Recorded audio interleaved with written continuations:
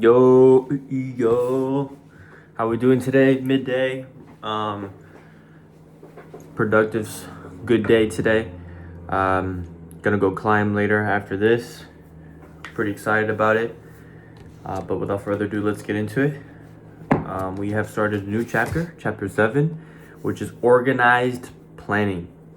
The crystallization of desire into action, the sixth step to riches. You have learned that everything that is created or acquired begins in the form of desire. That desire is taking on the first lap of its journey from the abstract to the concrete into the workshop of the imagination where plans for its transition are created and organized. In chapter 2, you are instructed to take 6 defined practical steps as your first move in translating desire into money.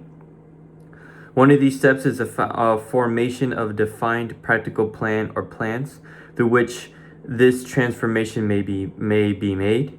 You will now be instructed on how to build practical plans. Number 1, ally yourself with a group of as many people as you may need for the creation and carrying out of your plan or plans for the accumulation of money, making use of the mastermind principle described in chapter 9. Compliance with this instruction is absolutely essential. Do not neglect it. Number 2, before forming your mastermind alliance, decide what advantages and benefits you may offer the individual members of your group in return for their cooperation. No one will work indefinitely without some form of compensation. No intelligent person will either request or accept another to work without adequate compensation, although this may not always be in the form of money. Number 3, arrange to meet with the members of your mastermind group at least twice a week, and more often if possible until you have collectively perfected the necessary plan or plans for the accumulation of money. Number 4, maintain perfect harmony between yourself and every member of your mastermind group. If you fail to carry out this instruction to the letter, you may expect to meet with failure. The mastermind principle cannot operate where perfect harmony does not prevail. Keep in mind these facts. Number A, you're engaged in an undertaking of major importance to you. To be sure of success, you must have plans that are faultless. B, you must have the advantage of the experience, education, and natural ability and imagination of other minds. This is in harmony with the methods followed by every person who has accumulated a great fortune. No individual has significant experience, education, natural ability, and knowledge to ensure the accumulation of a great fortune without the cooperation of other people. Every plan you adopt in your endeavor to accumulate wealth should be the collective creation of yourself and every other member of your mastermind group. You may orientate your own plans either in whole or in part, but see that those parts are checked and approved by the members of your mastermind alliance. If the first plan you adopt does not work successfully, replace it with a new plan. If this new plan fails to work, replace it in turn with still another, and so on until you find a plan which does work.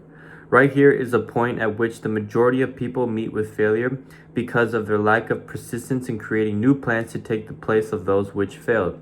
The most intelligent person living cannot succeed in accumulating money, nor in any other undertaking, without plans that are practical and workable. Just keep this fact in mind, and remember, when your plan failed, that temporary defeat is not permanent failure.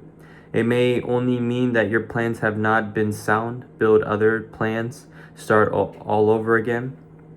Thomas A. Edison failed 10,000 times before he perfected the incandescent electric light bulb.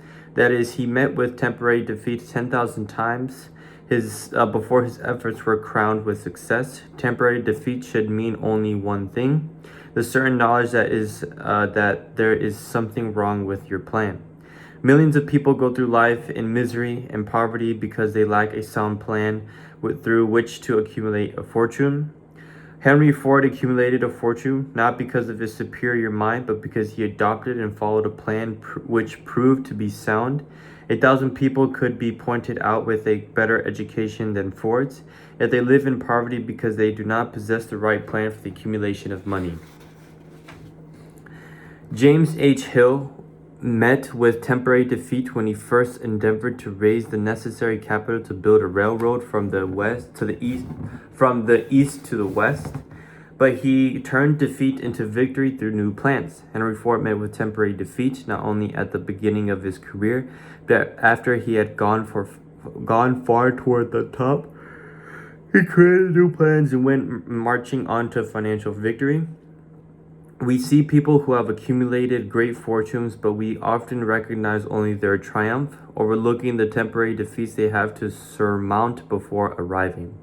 No follower of this philosophy can reasonably expect to accumulate a fortune without experiencing temporary defeat. When defeat comes, accept it as a signal that your plans are not sound. Rebuild those plans and set sail once more toward your converted goal. If you give up before your goal has been achieved, you are a quitter. A quitter never wins, and a winner never quits. Lift this sentence out. Write it on a piece of paper in letters an inch high, and place it where you will see it every night before you go to sleep and every morning before you go to work. When you begin to select members for your mastermind group, endeavor to select those who do not take defeat seriously. Some people foolishly believe that only money can make money. This is not true. Desire, transmuted into its monetary equivalent through the principles laid down here, is the agency through which money is made. Money of itself is nothing but an inert matter. It cannot move, think, or talk, but it can hear when one who desires it calls it to come. Planning the sale of service. The remainder of this chapter has been given over to a description of ways and meanings of marketing services. The information here conveyed will be of practical help to any person having any form of service to market, but it will be of priceless benefit to those who aspire to leadership in their chosen occupation. Intelligent planning is essential for success in any undertaking designed to accumulate riches. Here will be found detailed instruction to those who must begin the accumulation of riches by selling their services. It should be encouraging to know that practically all the great fortunes began in the form of a compensation for services or from the sale of ideas. What else except ideas and services would one now possessed of property have to give in return for riches? Broadly speaking, there are two types of people in the world: leaders and followers. Decide at the outset where you intend to become a leader in your chosen calling or remain a follower. The difference in compensation is vast. The follower cannot reasonably expect the compensation in which a leader is entitled, although many followers make the mistake of accepting much such pay. It is no disgrace to be a follower. On the other hand, it is no credit to remain a follower. Most great leaders begin in the capacity of followers. They become great leaders because they were intelligent followers. With few exceptions, people who cannot follow a leader intelligently cannot become efficient leaders. People who can follow a leader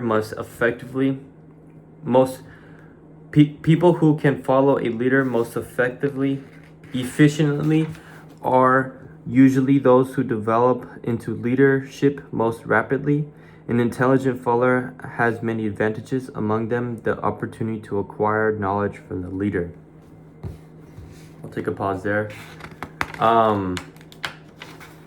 Regarding this topic about leadership and followers, it's very fascinating to hear the perspective of, in very simple terms, and what the book is trying to convey is that to be a good leader, you also have to be a good follower. And I don't know if I have any statistics or any real data to back this statement out, but I would be more positive than not to say that most people would think that they're good leaders, not being a position of a good follower. Or another way I should say is like, they are taking 2 steps ahead because they may have the confidence, or in their head they know that they can be a good leader, but in reality they haven't taken that very first step in the very first place. Just because you think you may be a good financial advisor, may be a good scientist, but you haven't taken the necessary steps to be apprentice, necessary steps to have an internship, listen to other people who are in those positions, take mentorships, then it's hard to say that you will be a good leader. Now, is there cases where some people, skip steps and become a good leader without being good followers? Absolutely. But I feel like if you really want to excel and make a mark, not only with yourself, but with other people, I think being a follower is a necessary step to being a very good leader. Because at that point, you're learning from other people, right? You might be following someone that is not a good leader. And then you start to navigate, oh, I want to do that. Or he holds some of the values that I hold, but there's certain things that I would change. And that kind of, as I'm saying that kind of makes me think of a parent, right? You may think that you will be a good parent because either you were raised correctly, but in the end, we don't know. Or another way you could look at it is like, let's say you look at your parents and how they raised you, and you say, oh, I want to do things differently. A whole bunch of other cases. But I don't know. I thought that was a good thing to think about regarding, like, for instance, like for me, for example, I really want to be a good leader. And I think at a core value, at a core principle basis, I think I will be a good leader. But like I said, or like have I experienced, I feel like I've been in a fortunate position where I was a follower at once, meaning I was, I was following a specific leader that I admired, whether that be, a specific owner, whether that be my own father, whether that be other mentors that I have around my circle. I followed their passions, I've followed their experiences, their insights, and that has allowed me to even be more confident in knowing that, okay, I've taken what I wanted from what they're good at, what they're not good at, and be able to apply that one day, or if not, I've already applied that when it comes to leadership. So yeah, that was a little bit of rambling about that. Hope that made sense, but I'll catch you guys tomorrow.